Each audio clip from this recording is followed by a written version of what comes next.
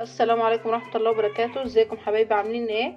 النهاردة ان شاء الله هنعمل طريقة عمايل الجلاش. دي لفتين من الجلاش. طبعا انا قطعته كده، هنعمله بطريقة مختلفة، مش هعمله لا صوابع ولا مثلثات. معايا هنا صينية فاضية وهنا سمنة، لو عندك زبدة ماشي. كده اديت للصينيه مسحه سمنه. لو عندك جولب الكب كيك ممكن تعملي برضو فيه كده. هبتدي ارصه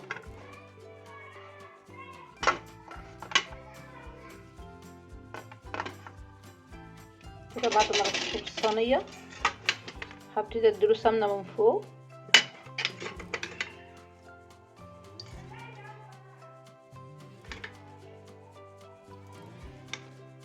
هدخله الفرن كده. خلاص انا اديته السمنه الكفايه المظبوطه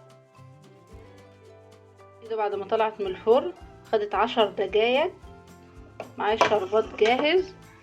دي كوبايه ونص سكر على كوبايه ونص ميه وكيسين فانيليا. كده الشربات جاهز.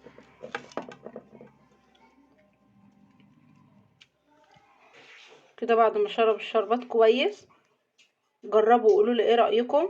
متنسونيش في لايك وشير وتفعلوا الجرس، واللي مش مشترك عندي ينزل يشترك عشان يوصلكم كل جديد انا بعمله دايما.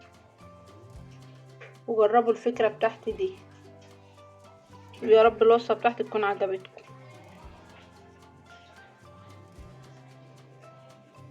مع السلامه.